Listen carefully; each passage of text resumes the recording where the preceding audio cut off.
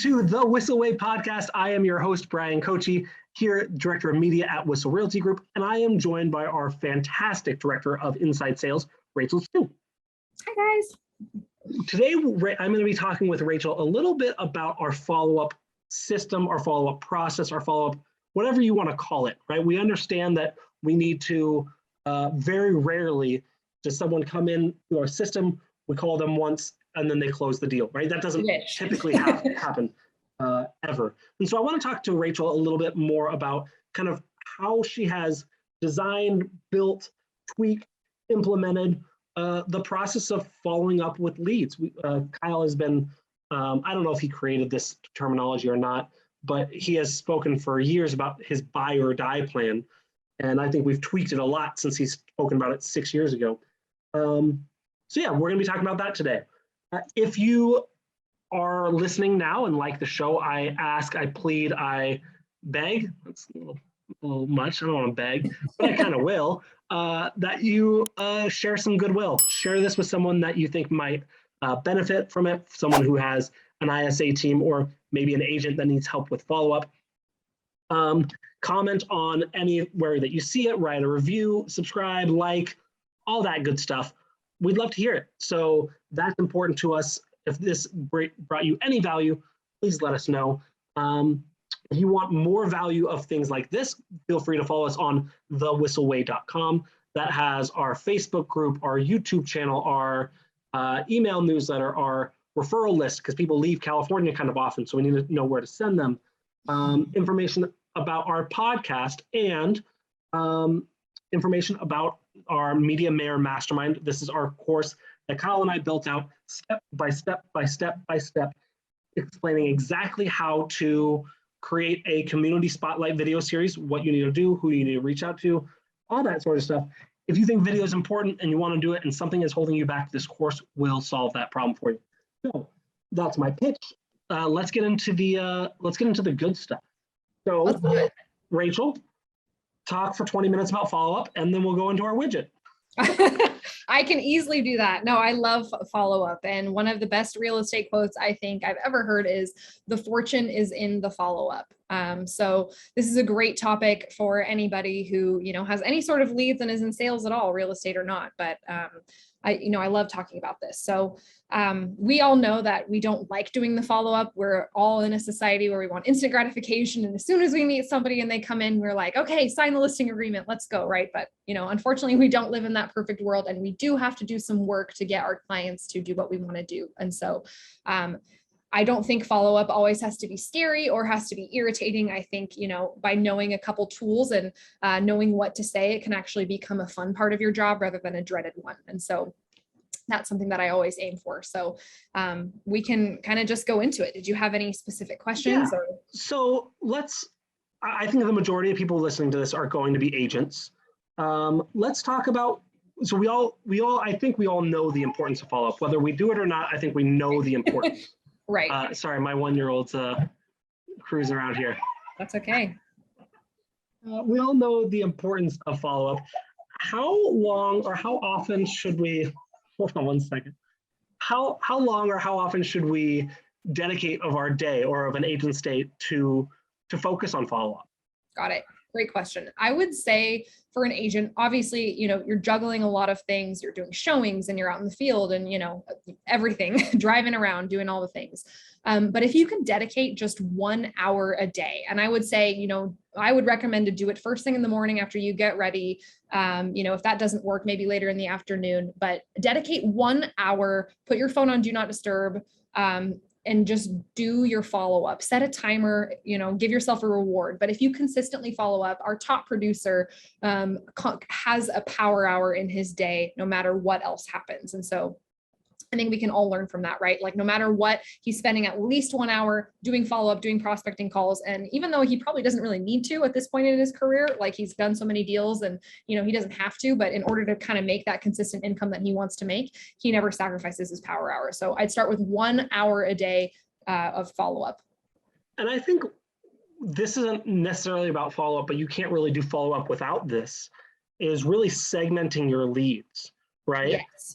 Because follow-up doesn't, it means calling people in your database, but having some sort of segmentation of, do I know their when they want to buy? Do I know their motivation?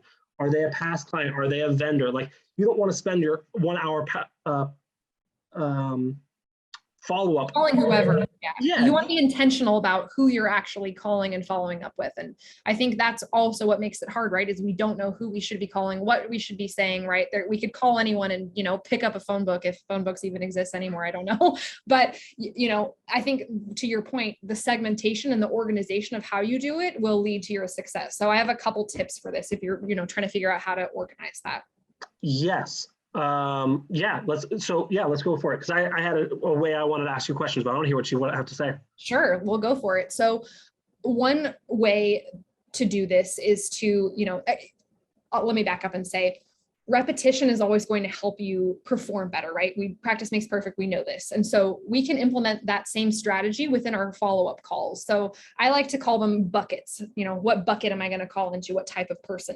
And so one of your buckets can be your sphere, the people that you know, right? And so that phone call, people that that phone call is going to be a lot different than a phone call to a stranger that you met from a Zillow call who wants to see a house, right? Your sphere doesn't necessarily have an intent of moving or buying or selling a house at that certain time, right? So you're not going to be asking them those questions. The intent of those sphere calls is probably to remind them that you're in business, check up on how they're doing. They're going to be more informal and then maybe at the end, let them know, hey, do you by chance know anybody who's looking to buy or sell, right? And make sure you get that question in, right? And that's going to be totally different than when you're calling through the bucket of your hot leads or people who want to, transact soon, or your cold leads or people who are a lot further down. Oh, we get another special guest. here's my, for those of you on YouTube, here's my 1-year-old Elliot. Say hi. Hi, Elliot. Elliot's going to be a master at follow-up too.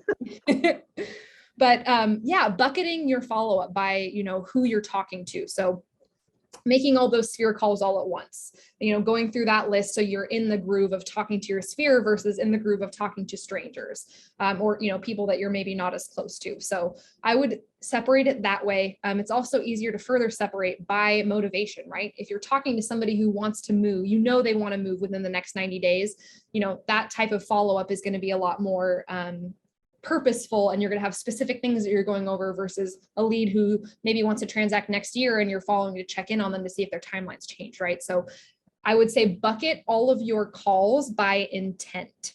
Is this what, and that's, I'd go from there. I love this. This was leading exactly into where I'm going, and I'm going to quiz you a little bit. And if you don't know the answer, that's fine. You can okay. Look it up. I'm up for a challenge. This, I think, is going to be probably one of the most valuable pieces of podcast that you and I have done, because we're going to break down a lot in a really short time. So I'm going to say the different buckets that we fill out, and you're going to explain to me what that bucket is and how often we should call them. Let's do it. I love a little challenge. So if you need to pull up Follow Up Boss or pull up the segments, I'm cool with that.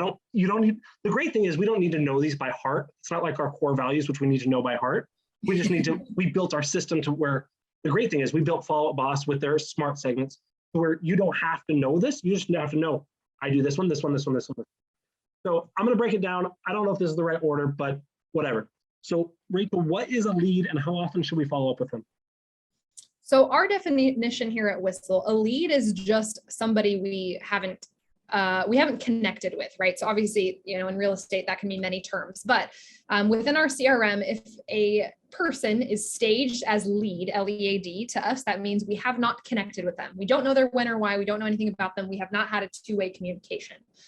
So those are all people that we have yet to communicate with. And so for those people, we want to reach out daily, especially for the first 10 days that they're in our CRM. So I know Bryan alluded to 10 days of pain is what we used to call it.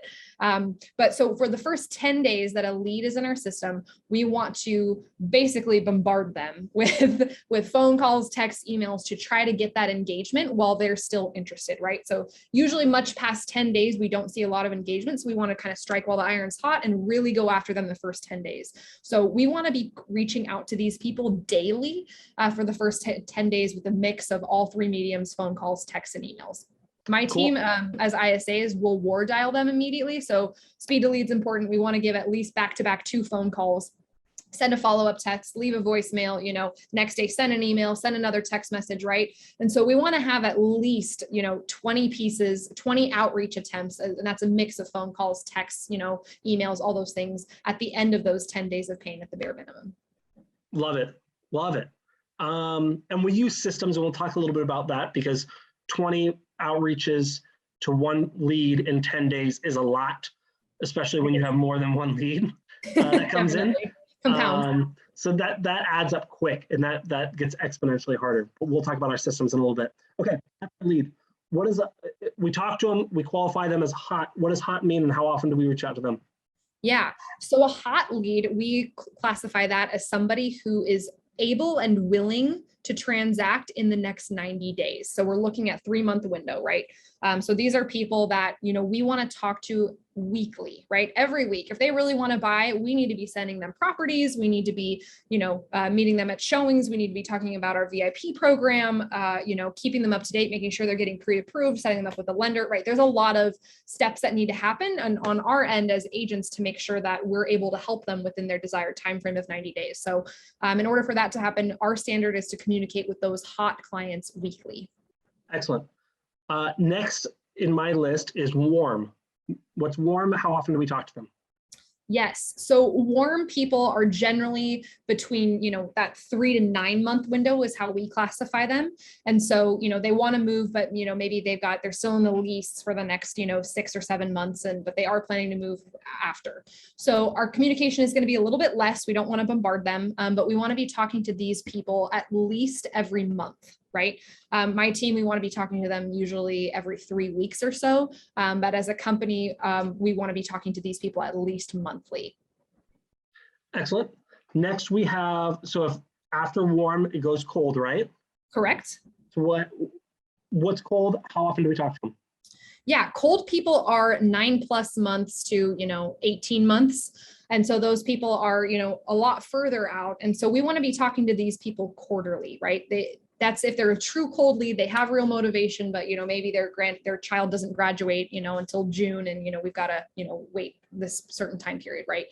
So we want to be connecting with them quarterly, every 90 days. Okay. What if they are outside of that? What if they say, yeah, I want to move in 3 years? For us, we would mark that as an archive lead. We would, we'd obviously want to dig more and find out why 3 years. Usually if, people aren't, unfortunately, that usually forward planning mindset, and they're not typically looking at houses. But if that's truly their time frame, that's not something that we should be following up. We let our marketing take care of that, more passive things. And we put them in archive. We don't spend a lot of our outbound precious hours of the day talking to them. So archive, not trash. So they can still get email communications. They can still get our follow-up leads, our social media ads, all that sort of stuff. But yeah. Okay, cool. Since I mentioned trash, what goes into trash? Trash for us is only either bad contact information that has to be both phone and email. So it has to be total trash, or, when people have fake names like I like butts 52 with, your mom sucks at gmail.com, right? Like things that we know are trash. That people put in. So that would be a trash lead. Other salespeople, people always are trying to call, hey, Kyle, want to buy this? Or, we sell whatever. And so sales calls, people who aren't really leads, who are just calling into our line. Or, spam, anything like that. So people who have bad contact information aren't a real lead or are spam, but those are that we don't want to clog our CRM. Or other agents. Sometimes agents will call in and they won't read the MLS instructions. They'll call into our business line. And so we don't need to be following up with other agents, right? So that we don't clog them. So if they're an agent, we also put those in the trash as well. Wonderful. And we never talk to those people. No. Past clients, is that's a lead source still? Is that a lead source still? Yeah. So it's both. So past clients, you should be following up with quarterly, doing that outreach. Good. That's easy. And that's pretty difficult to figure out what is past client. I'm just kidding. That's very easy. They have bought or sold with you in the past. Now, do we still reach out to past clients even if they move out of San Diego and they move to Virginia or Arizona or Nevada? Absolutely. I mean, if it were me, I would, because you never know if you had a great experience, even if it's just a quick email to say, hey, I saw the weather is X, Y, or Z out there. Hope your family's doing great, right? Like it can't hurt to keep in touch with people, especially if you had a good relationship. Who knows? They may think of you out of the blue and their mother's cousin's grandma or whatever may have somebody that needs to sell and they may, contact you. So I think a couple seconds worth of a quick text or email is always worth the impact that it could potentially have. So if it were me, I definitely would. Perfect. Sphere of influence. That's one as well. Is that not? So yes. So in our CRM, it's both a stage and a source. So it's a little bit complicated. We don't have any communication guidelines around, you calling your best friend, right? They don't necessarily have intent, but I would recommend say anybody within your sphere at least quarterly or twice a year reaching out to them, because the more people that know you're in real estate, the better that is for your wallet. So I would recommend having your own follow-up plan or your own outreach for those people who don't have intent to transact, but could help you get referrals. And it's important to have them in your CRM so that way you can have that.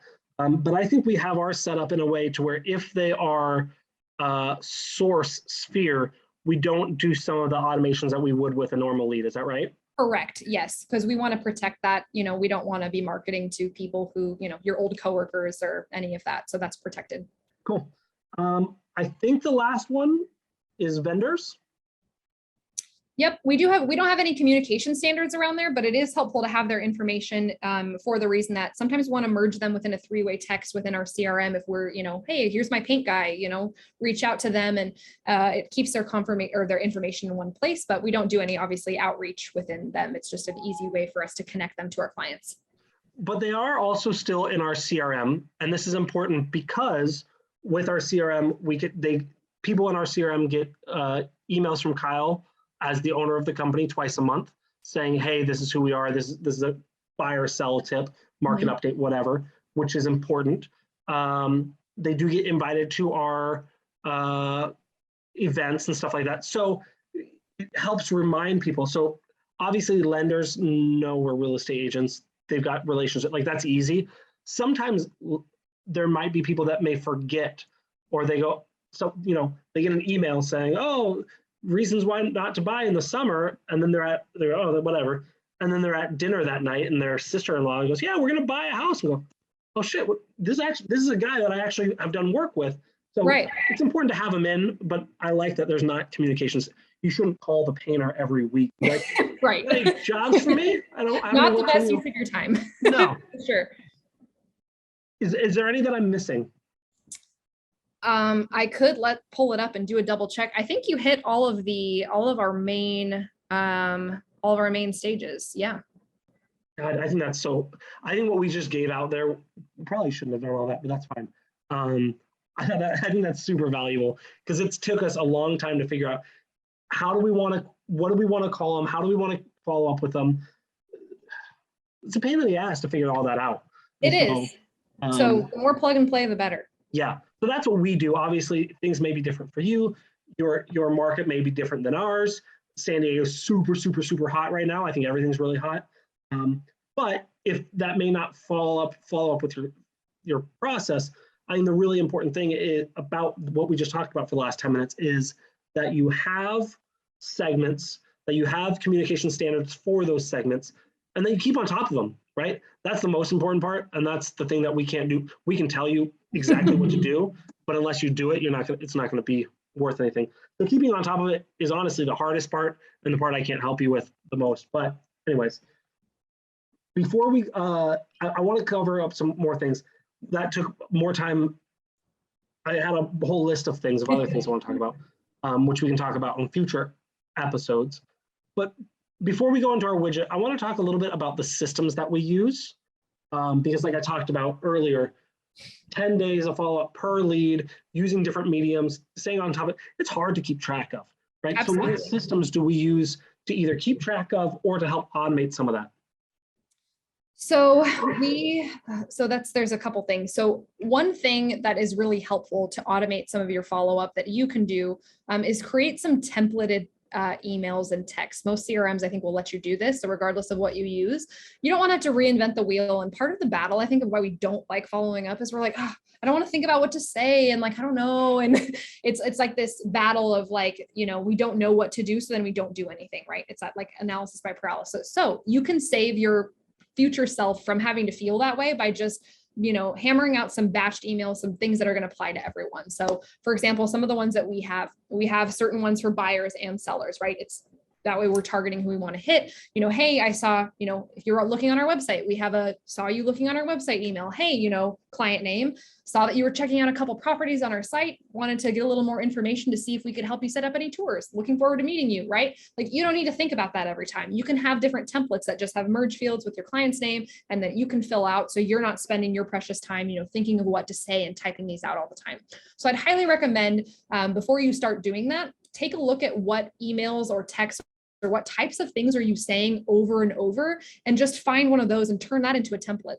That way you're not having to, like I said, reinvent the wheel. So identify what am I always saying to people and just turn that into a template that you can easily find within your own CRM. Same with text messages. There's no need to type the same thing out each time. So if you're saying something over and over again, save some of those. Good. And that's easy. That's really easy to do. Again, we use Follow Up Boss. Okay, so talk a little bit about Follow Up Boss and what you love about it. Not what you love about it. This is not a follow-up. They're not sponsoring us. They should. They kind of I'll take free stuff if they want to, give it to me. Yeah. But how does Follow Up Boss help you with following up? Imagine that. Look at that.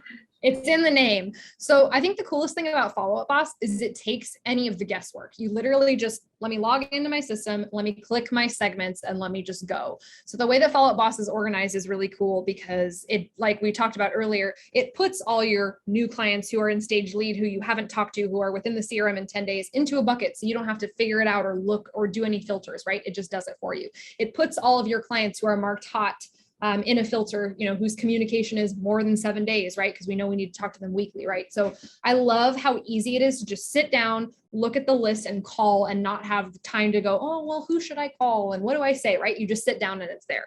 So it's really user-friendly that way. And there's a lot of filters you can use, which is cool if you want to get into the weeds of, and they have a correct phone number and they haven't been emailed in XYZ, right? So I love that it's really applicable for even, the person who's the highest D, who's like, I don't want to know anything, just give me the phone, or somebody who's really wants to be in the weeds and, get all of these different details about the consumer. So it's really customizable depending on what you want to see. And Follow Up Boss really is just kind of like a glorified spreadsheet. Like it's so customizable. It looks a lot nicer, but that's essentially what it is. And, it just has different views of the spreadsheets are kind of what the segments look like. So it's really easy. It's intuitive. It looks nice. There's great reminders. They don't overcomplicate it. But there's a way to see everything that you want to see. So I think it works really well for everyone in that way. And the customizations are awesome. So that's phenomenal. Follow Boss is great for, again, if you're a solo agent or if you're a small team or a mega team. We're going to have 100 agents by the end of this year. And Follow Boss is phenomenal at growing with us. This next system that I want you to talk a little bit about is not really geared towards necessarily, well, maybe it could be if you're a solo agent, but I want you to talk a little bit about call action and kind of what that does for us. Yes. So Call Action is our texting software that we use for our automated text campaign. So it basically allows us, it's a leverage tool. It allows you to do a lot more outreach with less manual effort. And so Call Action basically works by you create text campaigns that you want to send out. It's very customizable. You can name them whenever you want. You can set up the cadence, this sends out at this, there's merge fields or certain days, you can add GIFs, all of these things. So essentially you just write up, let's say I want to follow up with the lead for 2 years and I want to have a text message go out, over a certain amount of days or months for 2 whole years.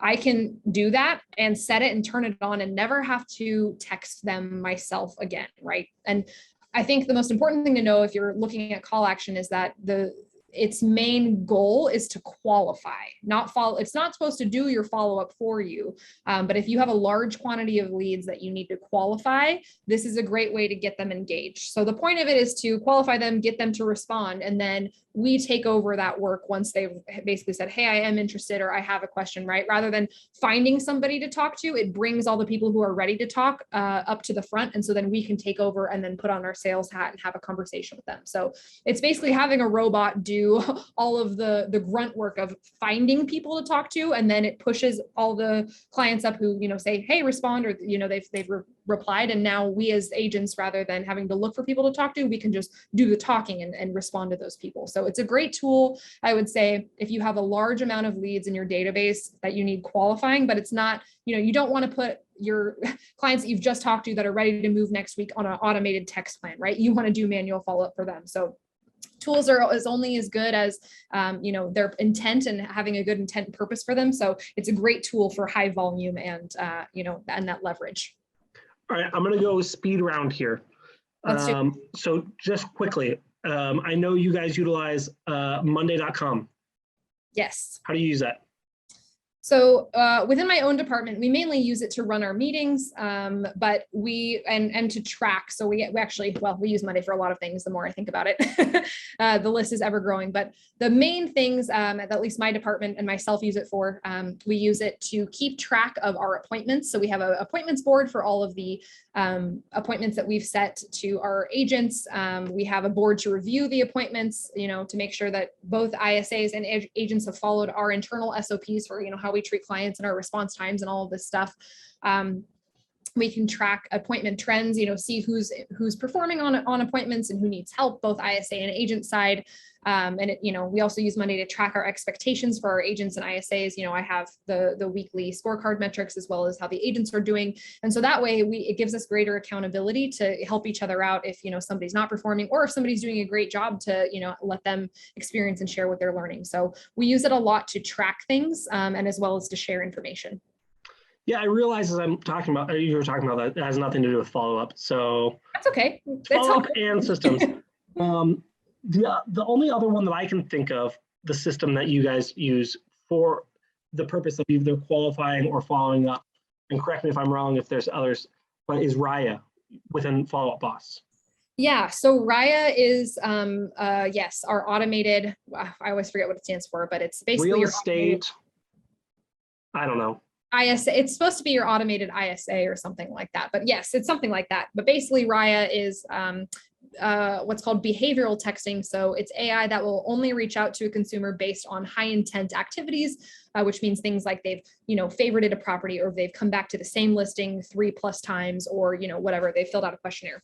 And so we use Raya as well. We have a segment within Follow Up Boss that says, hey, here's all the people in your CRM who've responded to Raya within the last day, or, go help her or go help them and give them a call. So similar to call action, it's just another system or another tool that basically filters through, reaches out to people, and then brings those who have intent or, who did respond to the top. So then you as the real human can go ahead and make those phone calls and qualify them, or set the appointment, or, take them off your list, or fill in the blank, whatever they need.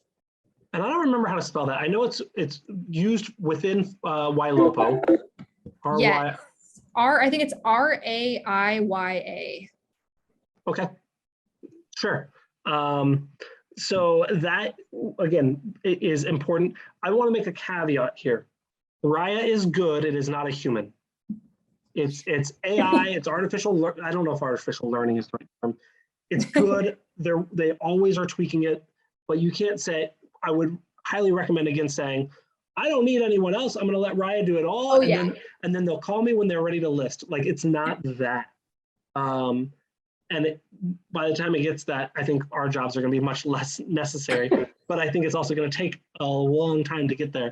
Definitely. But, if you are interested in learning about Raya, and there's a lot of, if you're somebody who likes to get into the weeds and you are a FUB user, if you type Raiya Raya into the YLOPO Zendesk, there's tons of articles on what she does, how she picks people, or it. I don't know how you want to refer to AI as a person or it, but it'll give you a lot of information on that if you have more questions. It's a great resource. Rachel, again, there's we went through like 3 of the bullet points that I wanted to cover, and I'm not mad at it because we went really deep and I thought we brought in a lot of value. Again, if you're watching this or listening to this and someone could be, you think of, can benefit from this talk. Again, talking about the stages and the follow-up process, I think is going to be hugely important. Whether if you just want to audit your own system and go, nope, ours is better, or no, I actually didn't even think about having archive versus trash. Let me implement that little thing. Or if you're switching over from a previous CRM into a new one and go, got to start from scratch. Hopefully that added value. If that added value to you, let us know. If you want to hear something else, something more in depth, or a tangent that we didn't get to go off on with Rachel, please let us know. Comment in the YouTube, on the Facebooks, on the things. I'm going to sound like an old person, whatever. At this point, let's get in. Oh, wait, and go to the whisselway.com. That's where there's a bunch of cool stuff. Cool things. And I'm not mama. Here's my little boy again, getting ready to go pick up his sister. Say hi. We love a good experience from Elliot. If you guys are on podcast, then you didn't get to see him, but he's very cute. Go check him out on YouTube. Rachel, let's transition into our Whissel widget of the week. This is something that we use that saves us time, money, makes us have more fun. I don't know, just stuff. Just helpful. Awesome. Yeah. So my current favorite my current favorite app that I've been using religiously is Duolingo, and that's Duolingo. You've probably, I don't know if they do targeted ads or if it was just me, but it's the best app I've ever used for learning a language. My husband and I are hoping to go to Paris in the fall, so I've been trying to learn French, and it's super engaging. It's really easy. You only have to spend about 5 minutes a day on it. It makes little fun sounds, gives you reminders, but it's just really an engaging app, and it makes learning a language fun rather than a chore, because, the last thing I want to do after I've worked all day is go home and study and like read, some textbook about how to learn language. So it's a fun little game app on your phone that makes it feel more like you're just playing a game. And I've actually learned a lot of French really quickly from utilizing this app. So there's a free version and a paid version. I got the paid version because I, really want to actually learn a good amount of the language, but the free version is great too if you just kind of want to dabble in, in being a polyglot. Polyglot, good word. I think Nick Steth will talk to us about that as well, which is cool. Do you like Wordle? I'm obsessed with Wordle. God, I considered talking about Wordle as a widget, but I was like, I don't really know if that makes anyone's. It's more just like an obsession. It's a fun thing. Half of us in the office, we have a group chat about how we do in the Wordle, and every morning we post like who does. I'm addicted. I love it. I love word games, but. My wife is all about it. I'm like, I don't know 5-letter words. I'm done. This is the worst. This app I am going to share again, and I'm sharing this as Kyle is on a nationwide speaking spree. I think he's doing 6 cities in 4 days and 30,000. I'm just kidding. But I was flipping through my phone to look for my widget, and it's going to be this little QR code. It is utilizing the app Blink, BLINQ, and within here people can scan your QR code and you can put your information. It's like a digital business card. So super easy to use. I think it's free. I'm pretty sure it's free. You can put links, you can put your social media, whatever, scan it over to someone. Now at the hopefully tail end of COVID, people are used to QR codes. So if you're gonna do some sort of networking, having this on you at all times, right? I hate not having cards, but a lot of times now I don't have cards, but now instead of, I don't have a card, you can scan my QR code. So BLINQ, like I said, has done it before, but I forgot I had it on my phone. So good reminder. So thank you guys so much for watching this week's episode of the Whissel Way Podcast. If you guys have a suggestion, question, want us to answer something, or just want to go more in depth on what we went to, thewhisselway.com also has a question spot where you can ask us a question and we will answer it, unless it's really, really dumb. Then we won't answer it. We've had mostly have been really good questions. We've had some that are really, really dumb, and but feel free to enter it. And if it's dumb, then we just won't answer it. Oh, that seems mean. That's a Kyle thing to say. Anyways, thank you guys so much for watching. We will see you all next week. See ya. Wait. Before you leave, I want to share some more tips and tricks that we're using in our business to take it to that next level. Just click right here. And don't forget to subscribe. Click right here.